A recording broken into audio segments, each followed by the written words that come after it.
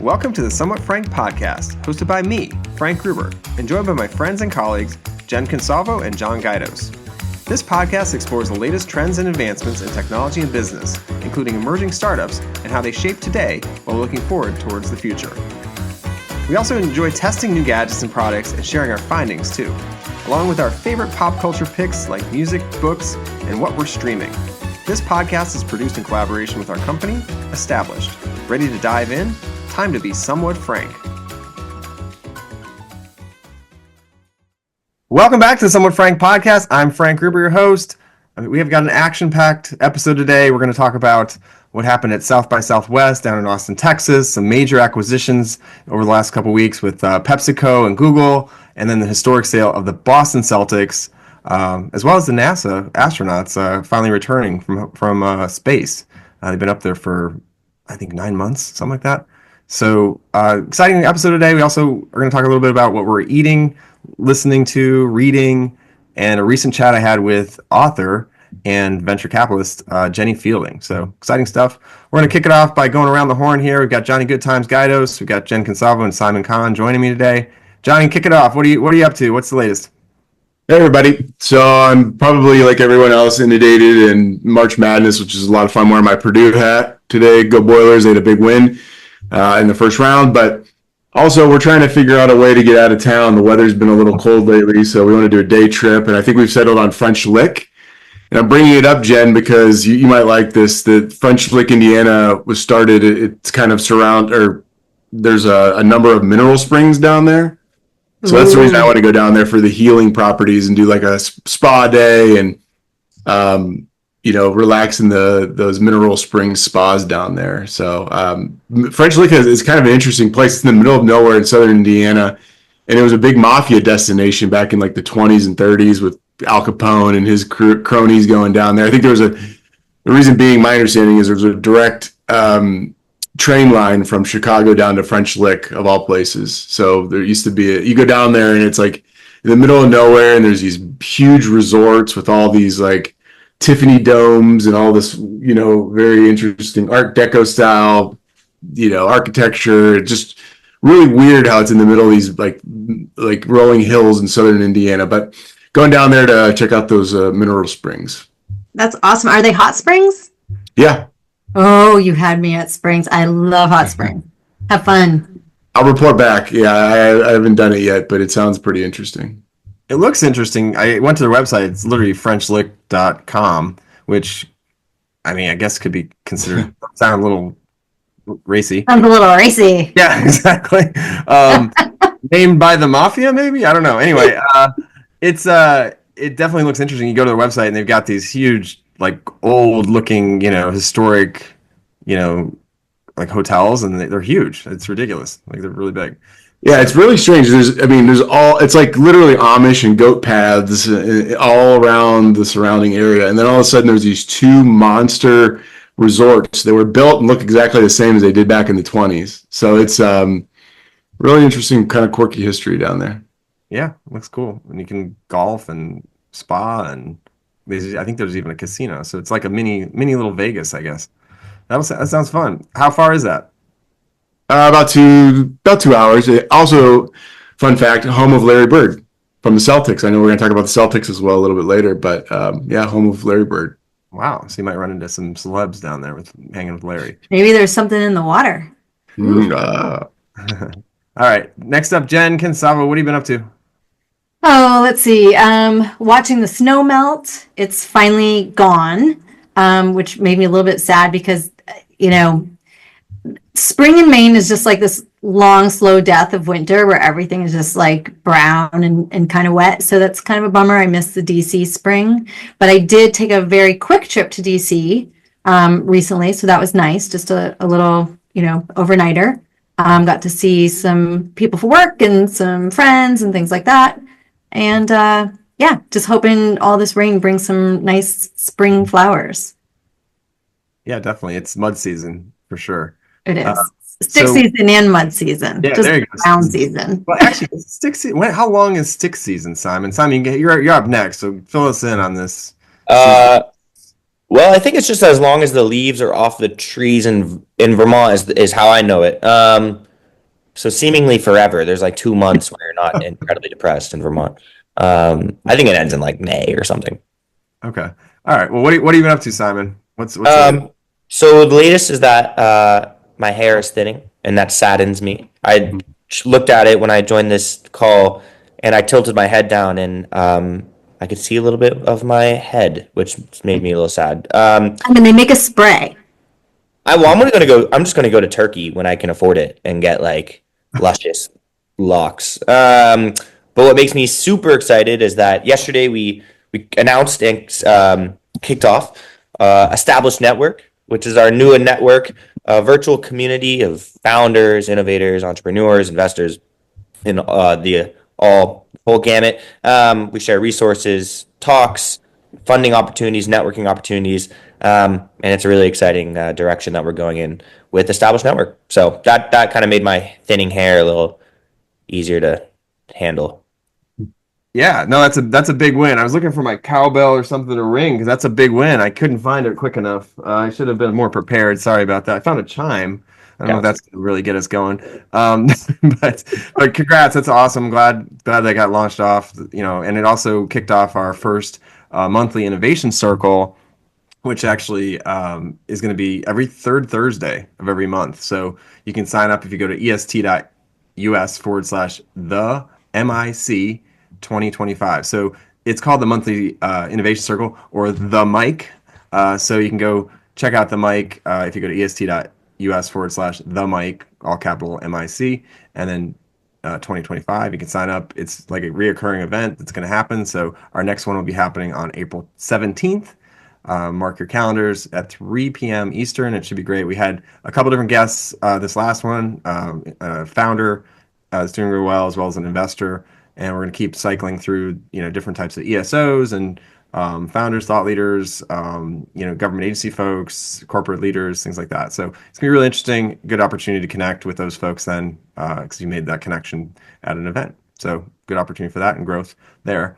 Also got a chance this busy week. Had a chance to attend this the first, I think it was the first. It was a Entrepreneurial Maine Ecosystem Summit, so that was kind of interesting. It was at the University of Maine in Portland, and a lot of ecosystem folks there trying to figure out the best way to continue to build a better ecosystem in Maine, which is kind of a sweet spot for what Established does as a consultancy. So obviously really interesting from that perspective, and obviously have a lot of experience with different ecosystems throughout our careers, working with TechCo and Tech Cocktail. So it's really cool. And then also had a chance to reconnect with an old friend, Jenny Fielding, who is an investor at Everywhere Ventures. She's got a new book called Venture Everywhere. I've got it right here. Actually, so if you can see this, Venture Everywhere, you should go check it out. We can drop a link in the show notes. It's about travel, entrepreneurship, and the roadmap for life. It's really interesting and personal book written by Jenny, and it's in our podcast. So you can go look at the Startup of the Year podcast, and you can watch it on our YouTube, or you can go and listen to it if you'd rather just listen to the audio. Some good insights there. And she's a big traveler, and she's basically found entrepreneurs kind of everywhere and has some really great stories. So check that out. And we're going to dive in now. There's a lot to get through. We talked about at the top here. It's been acquisition city recently, and I'm curious on your take. So PepsiCo buys this prebiotic brand called Poppi for nearly $2 billion. And I'm curious if this will make the M&A market pop, pun intended, right, open for these startups that are out there, because I know it's been a little tough for the last couple of years, and from a liquidity perspective for venture folks and obviously for startups alike. And this is a pretty big acquisition, and it's a couple preneurs that started this company back in 2018, the same year that Olipop, not to be confused with Olipop, was founded. And they basically made this apple cider vinegar drink and to improve gut health, and it turned into this, it was first called Mother Beverage, and then it turned into Poppi, and here we are. And kind of interesting. I know we've tried it, right, Jen? I think we had it as when it was Mother Beverage. Yeah. So folks who know us know that we like to consume weird things like mushroom coffee or like apple cider vinegar, things with the mother. So I think we tried it very early on. There are a few different drinks out there, like soda. Okay. things You with said the things with mother. the mother, like you're not drinking it with your mother. It's No, not no. Sorry. In apple cider vinegar, there's this culture. really funky, gross looking stuff that floats around, and it's called the mother, and that's where all the nutrients are. And that's what inspired Mother Beverage, which then became Poppi. Yeah. And it looks, I mean, it looks like phlegm kind of in your thing. Like that's what mother looks like when you look at ACV. Simon's face. It's like, Kind of weird. and Kind you of consume weird. it. Yeah, you drink it. It's supposed to help your guts. You're not selling it, Frank. No, it does. I mean, it looks like it's floating in your drink. It's phlegmy kind of stuff, Dude. but it's actually the best part, or the whole reason you're drinking the ACV or is it apple cider vinegar. So good stuff. ACV in our circles. Yeah, ACV in ARC circles. That's what we call it here on the Summit Frank podcast. Donnie, you're a big gut health person. What are you thinking? No, we actually do have a fridge full of it. My wife drinks it a lot. I'm not the biggest probiotic person, I guess would be the right way to say it, but it is. I mean, it is pretty. The story is interesting, right? I mean, they just started it in their kitchen and grew it to a multi-billion-dollar exit. So good for them. That's amazing. I know they had some legal issues with some of the claims about the health-related promises that were being made and that sort of thing. So, but it is definitely, I mean, your classic entrepreneurial journey. So congrats to them. That's amazing. Yeah, it's pretty cool. Allison Ellsworth and Stephen Ellsworth are the founders, and I think Allison may have just spoke in Austin at South by Southwest at the big event down there. So she was hanging out, but they were on Shark Tank. They got $400K investment in 2018, and obviously we know those deals are not necessarily always the best, but ended up taking it and growing it and changing it, and eventually getting acquired. And it's interesting too because I think you don't see PepsiCo. PepsiCo's not like always leading these types of acquisitions, but it's really interesting from an innovation perspective as you see Coke and Pepsi still battling it out. I think Coke just recently bought a company as well, Simple Pop, and that's another kind of similar prebiotic drink. And so they're like duking it out to basically establish themselves in this realm of prebiotics as folks are kind of gearing away from their classics. So I wonder, Well, I think- is this a move away from the waters, right? Like we saw the rise of Hint Water, our friend Kara Golden, who again, like another great story, someone who started it at home and then just grew it to be a $200 million company. Yeah. We got a good podcast with her too. So if you're interested, check it out. Some start of the year, we got a nice interview with Kara about Hint Water and the growth and all that. She spoke at one of our events summits a few years ago. So good stuff. But yeah, so definitely moving away from water. I still love water. I appreciate water. I think water's still great. I think this is just if you get bored, right? Which sometimes you get bored of water. Want something different. Where was I going to go with that? Yeah. So the other thing I was thinking about as I'm drinking a kombucha, by the way, I'm doing Dr. Brew Doctor today, kombucha. Yeah. So I think it's great from the acquisition perspective also, just because, it shows, that if you just create an actual physical product, there's still opportunity to get that sold. And like I said, the market hasn't been great for acquisitions really the last couple of years. So we're going to move along here. Maybe I'll think about the one thought that I was trying to think of there at the end there, but move on to the next topic, which is Google acquired a cybersecurity company called Wiz, which we saw a preview of this happening, I think, in the summer, and it kind of fizzled, and then all of a sudden here it is back. They're buying it for $32 billion.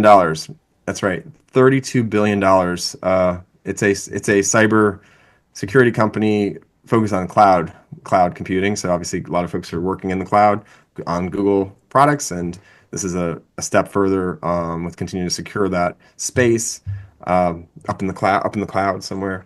And yeah, it's interesting. I mean, it's a lot of money.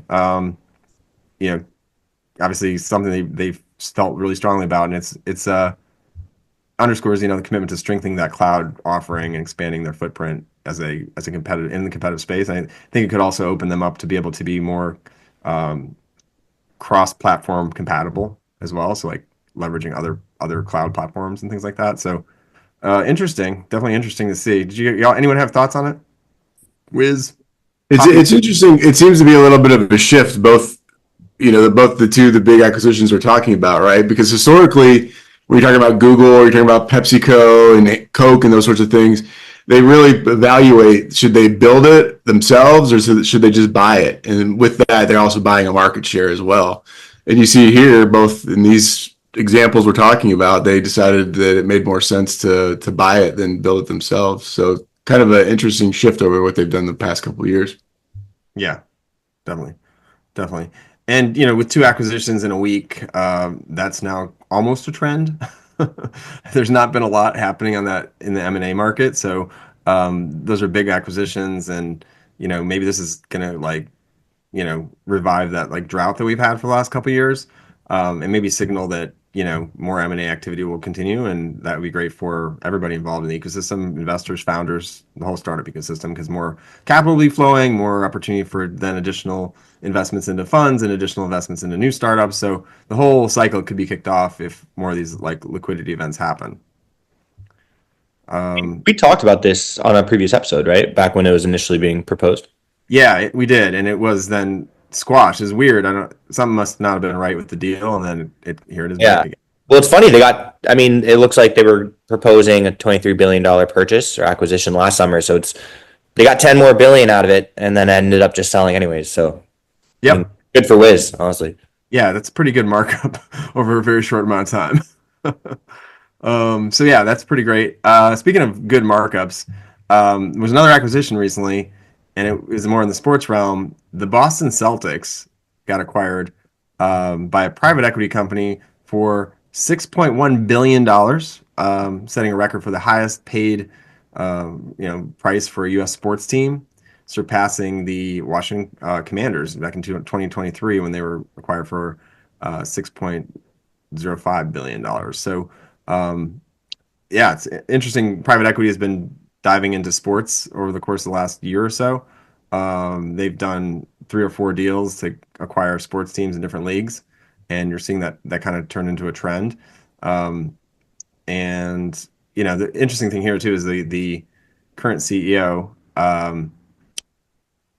of that sold the company, sold the Boston Celtics, bought it in 2002 for $360 million, and just sold it for 6.1. So that's a pretty good return there over the course of, well, that's still 20 years, but still, it's pretty good.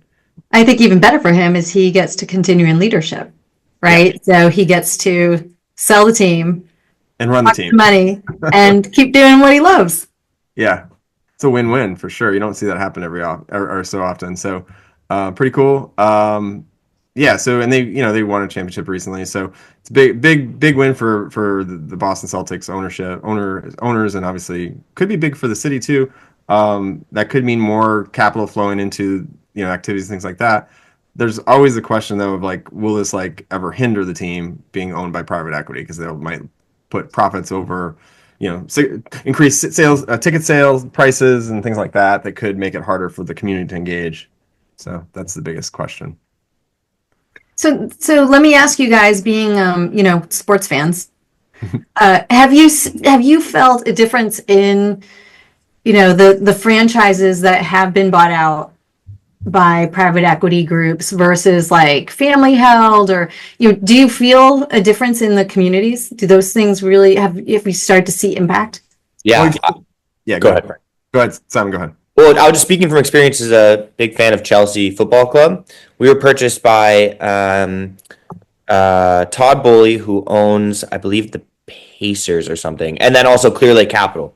And what they've done is that they've made the club a lot more profitable, but still somehow at the expense of fans, where season ticket packages are increasing, just single tickets to games cost a lot more. They're reducing the amount of money given to former Chelsea players. It's just kind of a strange. I don't really have an official take on it. It seems like it's not helping, even though now we have historically incredible amounts of money flowing into the club. It does not seem to have passed down to at least the fans in terms of affordability.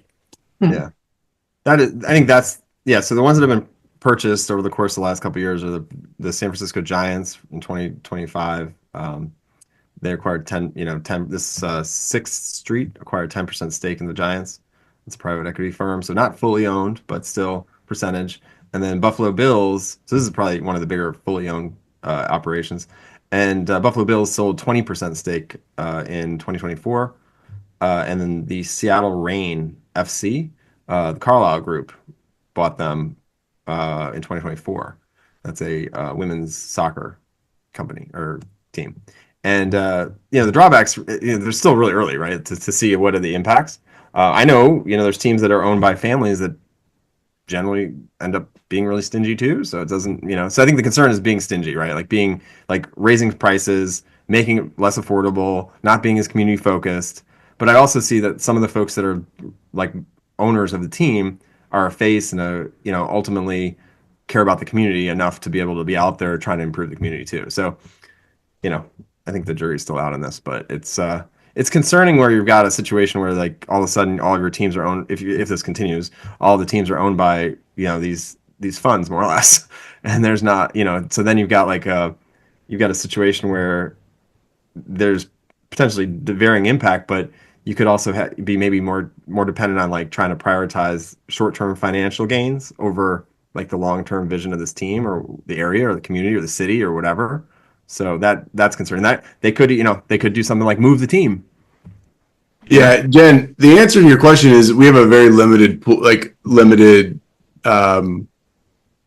understanding that it's just started to happen. But I personally, I don't know. I'm all about storylines, and I like that what is it? George Halas family owned the Bears. The Rooney family owned the Steelers. The big family owned the Giants. And ultimately, all these teams nowadays, and it's moving more towards private equity,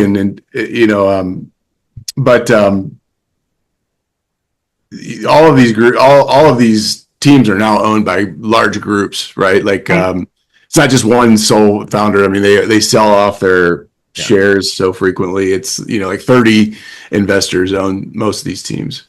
Yeah, it's almost too much money to be able to buy individually now, right? Like, but back in the day, you could buy a team for several $1 million. Now it's $6 billion. That's a big number. Yeah. There's only people that can afford that. This came up in trivia for me the other day. Do you know what the only NFL team? Do you know what team is the only team in the NFL who's publicly owned? Green Bay Packers. Green Bay Packers. Nice. They all own shares. Yeah. Yes, sir. Yep. I got the question wrong, so just had to. Yeah, definitely know that one. But you mentioned the Halas family. They still own the Bears, right? So like, even the majority, majority, right? But you're right. To your point, like you've seen more groups and more athletes jumping in and trying to acquire portions of ownership on teams, whether it be basketball, football, sport, or whatever sport. Yeah. Tom Brady owns part of the Raiders, which has been kind of tricky to navigate for him being an announcer now. I think he also owns I know at least one WNBA team, I believe. Yeah, I think so. Out of LA, I think. Yep, definitely. All right. So, Jen, you want to talk more about sports, or are we good? No, I thought that would be a quick answer. There's no quick answer in sports. We could talk about it all day. That's the beauty of sports. It's literally talking about sports forever until it happens, and you can talk about more. All right. So, moving along here, we're going to talk about NASA astronauts. I actually got to sit down with Space Foundation. John, you and I went to that dinner last year. I went to the dinner again this year, hosted by the Space Foundation, and at South by Southwest, and had a chance to connect and do more thought leadership, I guess you could say, around different topics with space and some of some of the holes or opportunities or things they're thinking about. So that was kind of cool. But anyway, going back to this NASA story, the NASA astronauts, which have been stranded in the International Space Station for 9 months, I believe. 9 months. It was supposed to be like 8 or 9 days. Have returned to Earth. So, yay! That's a big, long trip to space that was only supposed to be very short. So I can't even imagine what's going through their head. But they launched in June of 2024 and returned in March of 2025 to everyone's excitement. So, yeah. Couldn't imagine. I like to play some of these things out in my head. Like, you're on the space station for 9 months, and now today they're probably like running to CVS to pick up toothpaste or something like that. Like, how has their life changed in the matter of the last couple of days? Because it has to be wild getting thrown back into the real world. Yeah. Well, they are doing a lot of testing, right? So I think when you come back, they put you through a whole battery of tests to see how it's impacted everything from muscle mass to vision, et cetera. But yeah, my favorite part of this story was actually the welcoming wagon of dolphins. So I don't know if you all saw that, but there were pods of dolphins who surrounded them upon their landing in the ocean. And you gotta feel like that, like they just knew there was something going on, and they had to be there to support these wayward astronauts. Well, they probably watched the news and saw they've been up there 9 months. Totally, totally. They're like, we'll be the first. We've got this. I really admire their like. I mean, obviously they're astronauts, so they're trained to do this, but they're very calm. And I remember listening to an interview where someone asked, like, "How do you feel about now being up here for longer than intended?" They were like, "Well, we planned for this. And we have lots of extra food, and we're really excited to test and stuff." I would have like panicked. I would have ripped a hole through the space station, like screaming. Like I would not. We would have had food still, and I would have been like cannibalizing people. It was a nightmare. What I'm wondering Okay, is, well, I know who I'm not going to space with. what I'm not wondering, meant- did that still happen? Like, I don't know. I hopefully I don't know. It could be. I would start eating people if we had food left in the fridge.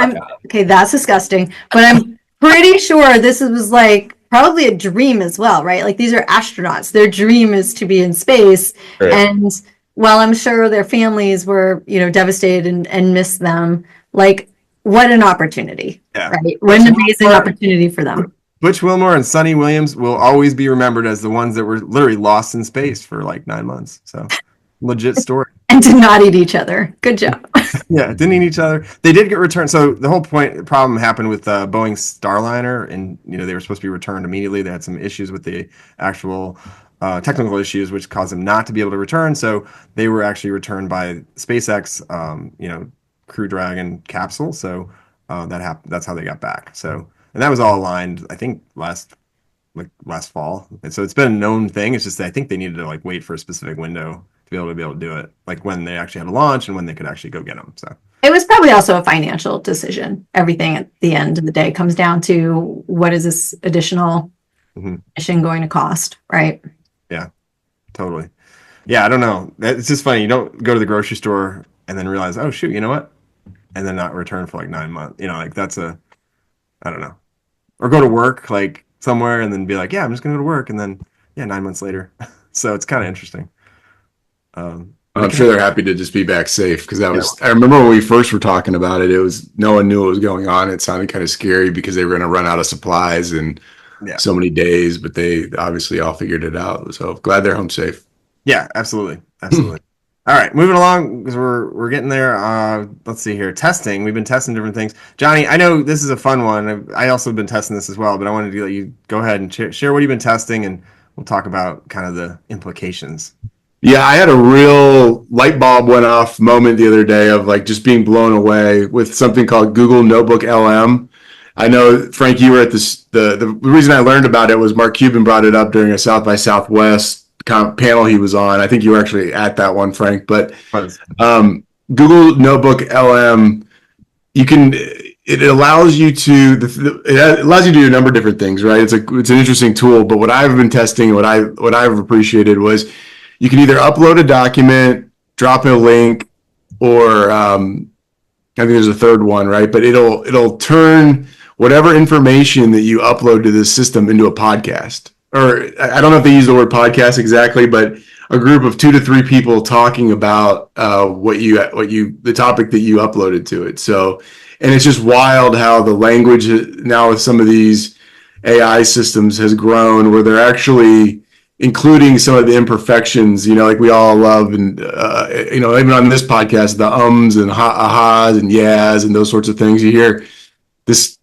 very interesting conversation of these voices about the topic that you upload to, and it makes it exciting, makes it, for those of us that listen to a lot of podcasts and find that interesting, maybe some more, mundane information or stuff that's not as exciting, it can be easier to digest. So I've been having a lot of fun playing with it lately, and I know I not freaked out, but I was all excited about it. I sent it to, I think, everybody on this call yesterday, just kind of testing some things with it and how impressed I was by it. So definitely worth taking a look. Oh, it's really interesting. And I know another friend of ours had basically taken and used it for, digesting other podcasts and books and things like that he's, been looking at, and it, turns it into a 20-minute, a 6-hour thing is like 20 minutes of audio. They call it an audio overview, but it's basically 2 or 3 people talking about what went on there. You can do it on your, have them talk about your website or your, you know, whatever. And so I think what we should do right now is just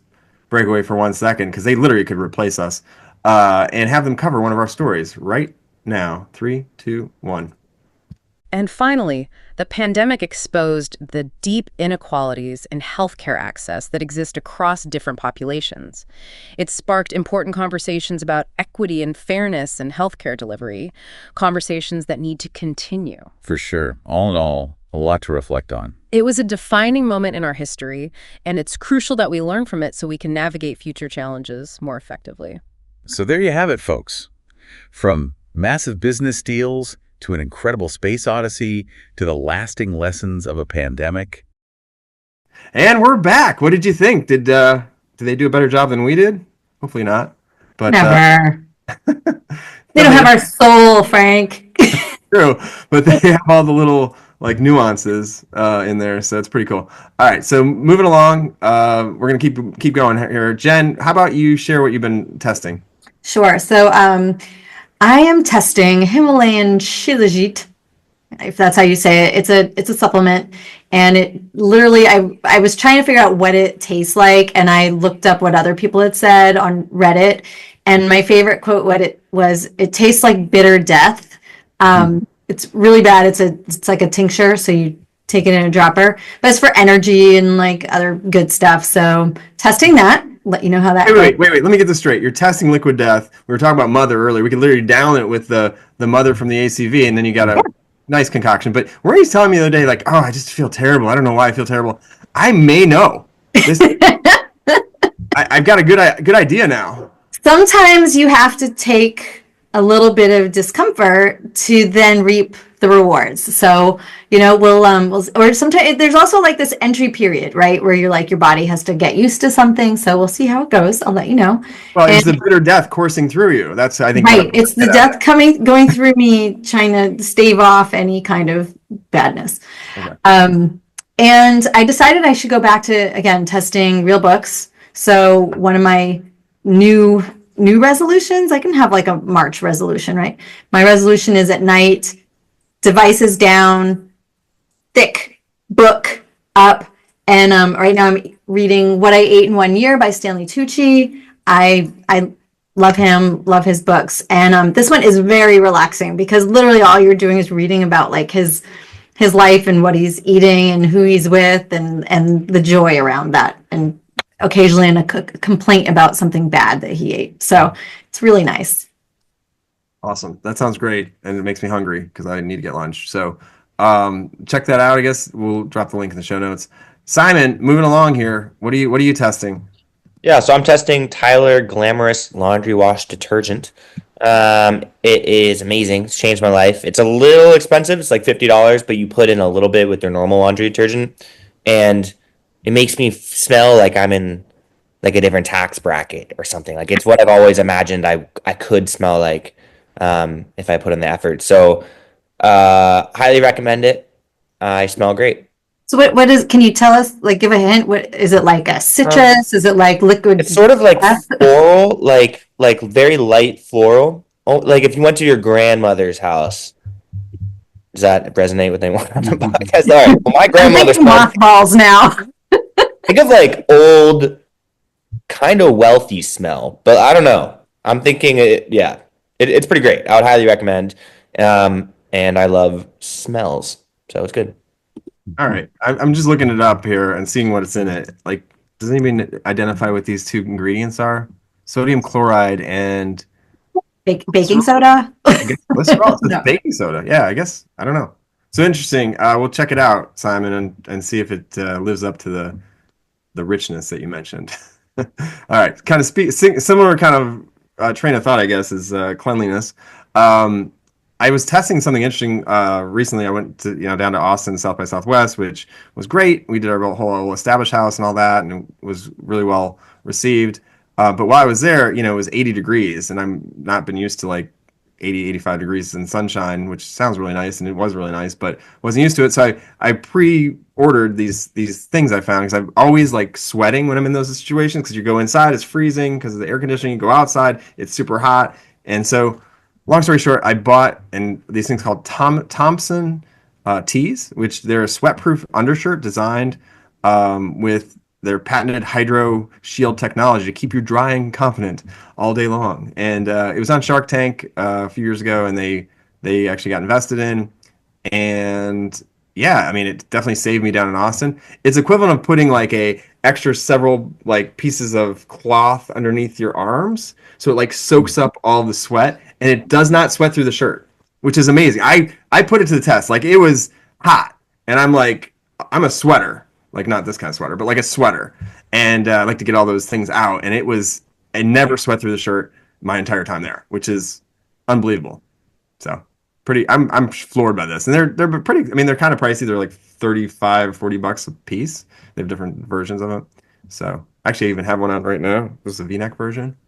I'm not sweating through my shirt. See, Mhm. pretty good. All right, so definitely check that out if you're a sweater. All right. I quieted our crowd. No thoughts on that, huh? All right, so moving along. What are you watching, listening, or reading? Johnny, what are you watching?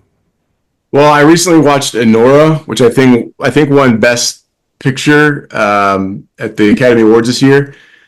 Not a big fan over here. It must have been a rough year for movies. A lot of nudity and gratuitous sex scenes. So do not recommend. I mean, the cinematography, I guess, was pretty good, the way that they structured the story. But other than that, I was not a big fan. So. Unless you love gratuitous sex and nudity. Well, I mean, a lot of people do like that. Yeah.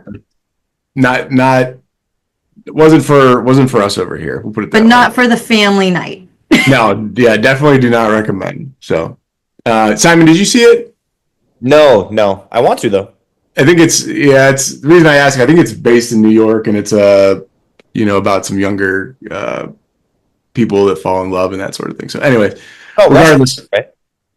Russian too. My wife liked that because she speaks Russian, and they spoke Russian throughout the movie. She always likes to impress me with her dialect or whatever. And then also another thing I've been listening to lately is a good hang with podcasts with Amy Poehler. She had I'm blanking right now. Martin Short was on there the other day, and then Tina Fey was her first guest, who I know she does a lot of work with, and I find Tina Fey is like one of the funniest human beings on earth, so I'm a big fan. So she's just another former SNL person with a lot of friends, is going to have a lot of good conversations with people she knows. So hopefully she, does it for a while, and I've enjoyed listening to it so far.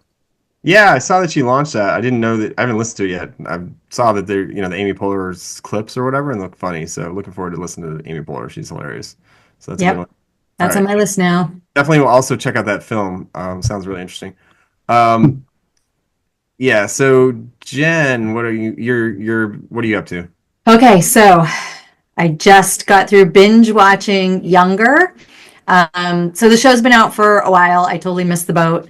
But it's on Netflix now. And so at a recommendation of my sister-in-law, I decided to jump in. And I will say it's one of those, like, it's short, it's like funny, sassy, has a lot of energy. It's based in New York City, very addictive. So I went hard on the binge and just, watched them all and then just finished with a lot of mixed emotions. Will say there was like withdrawal. There was sadness. It did not end the way I wanted it to end. There were like two camps you could be in, and I was firmly in the other camp.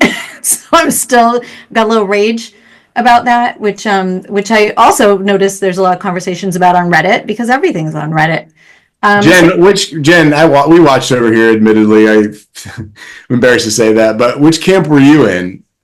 I really wanted it to work out with now I'm forgetting I blocked his name. I'm so angry. With the older guy, the publisher, I wanted it to work out. So, we were the same as well. It just seemed like a better fit. Is that a spoiler? Are we spoiling it for everyone? yes. Yeah. Spoiler alert. No, the show's been out forever. I mean, it's not like, if you haven't seen it, it's this is all out there. But yeah, I was firmly in the other camp, and yesterday I actually even rewrote the ending in my mind, and now I feel a little bit more settled. I was like that with Handmaid's Tale. There were a couple, I've watched the whole thing because it's coming out again in April, And there were a couple there. I was like, I'm not watching this anymore. I'm so like they can't do that. I was so mad, and then I watched it again because it's like addictive. Well, yeah, that's a whole premise that we don't ever want. No, yeah, So yeah. yeah. So okay, moving along because we're tight on time here. We're going to keep this under 45. Simon, how we doing? What are we watching? Good. So, like everyone else in the world, I'm watching Severance and White Lotus. And they're great. No notes. Everyone should watch them. What I found interesting is that the hotels and the resorts featured in White Lotus every season, because they're real places, they get booked out. So the current one, I read somewhere it's booked out for like 2 years in advance now. So thought it was interesting. Makes me want to go to one of them, but highly recommend watching both those. Well, you're in luck, Simon, because the Four Seasons is literally booking out that trip to take you to all of the White Lotus locations on a plane. I haven't figured out the price yet. John, did you ever figure out how much that cost? I saw it the other day. I've seen it advertised too, but I haven't seen the pricing available yet. It's $1 million. No, I don't know how Oh, much. wow. Cool, I'll just I'm grab kidding. my I don't one. know. I don't know. That's a joke. I don't know. No, don't quote me. That's not really what it is. But it's probably going to be on a higher range of travel because it's nice resorts but it would be obviously a really beautiful trip. So check it out if you can. Simon, did you know that Mook in that show is that Yes. musician from Blackpink? She's like the most. I think she's like the most well-known K-pop artist in the world. She's like Beyonce in Korea. Her name is, she goes by Lisa. Yep. And this is not a spoiler because we don't know this yet, but I'm assuming she's far too famous to play like a minor role. So I think she's going to end up playing a larger role than she currently is. I think you're right. That's a good call. Same here. Don't spoil it. I'm still trying to catch up. All right. It gets real weird this end of this last episode. So just a heads up. Woohoo! I love the weird shows. Not that the first two didn't get weird; those were weird too, but in a different way. All right, so I may have talked about this before because I've literally been talking to everybody about this. But it's the Rivals of Amaziah King. Did I talk about this already? I don't remember if I did. All right, so I saw the premiere of this movie, the world premiere of it at South by Southwest. It's written and directed by Andrew Patterson, and it's a excellent film it's a mystery, crime / thriller, comedy, and musical. And it's starring Matthew McConaughey and Kirk Douglas as well as others. And it was fantastic. I highly recommend it. It's getting 95 ratings or 95 tomatoes, Rotten Tomatoes, out on Rotten Tomatoes. And those tomatoes don't lie. So check it out. It's really cool. They don't even list where it's going to be showing yet, but because it's so new. But keep an eye out for it. I think it's going to be a silent hit. I mean, quiet hit that all of a sudden just comes out of nowhere and just dominates. All right, so final thoughts here as we roll through the end here. We did talk about Pepsi and a lot of beverages today. And while we were talking about it, I was thinking it's always been a rivalry between Pepsi and Coke, and I have to get this out of your way. What are you pulling for? Are you a Pepsi person or a Coke person? I know I don't really drink soft drinks anymore, but if I had to pick, that's a tough one. What would you guys do? We're a Coke household over here. We've just recently started Coke Zero as well, which is a nice, alternative. We're too. purists here, Johnny. Purists. All right, well, the purist, Pepsi's a little sweet and a little spicier than I prefer, so I'm more of like a mellow vanilla kind of Coke person. Okay. Simon, Pepsi, Coke. Neither. We're a Fanta household here. Gotta pick one of them. Come on. I don't know. I don't drink Pepsi or Coke. Okay, all right. That's how big Neither. of a thing it All is. right. Maybe I picked the wrong question here as a final thought. Okay. All right, Jen, I know you don't do either anymore, but what would you pick? Yeah, it's funny. I gave them up in college. But before that, just to play along, I grew up, this is like the least popular, but I grew up in a Pepsi house. We never drank Coke. Pepsi, because we grew up drinking Pepsi, I realized that Coke tasted flat. Pepsi was like fizzier, like had more bite or something. There was something about Pepsi that made Coke taste flat. So when I first had a Coca-Cola, I was like, this tastes so gross because I was so used to Pepsi. Now I don't think I've had a Pepsi in like 30 years. Yeah, I don't drink either, and I haven't had one for 20 years. So this is why they're diversifying and getting into mother drinks and other types of ACV drinks and prebiotics and things like that because we're all drinking. Because I drink the ACV. Right, you drink the ACV. So on that thought, spring is here, everybody. Let's effing go. Have a great day, everybody. It's nice listening, or nice having you here, and hopefully you enjoyed listening to Somewhat Frank. Thanks for listening to the Somewhat Frank podcast. If you haven't already done so, please subscribe and leave us a review. We love the feedback and are grateful to have you as a listener. Have a great day.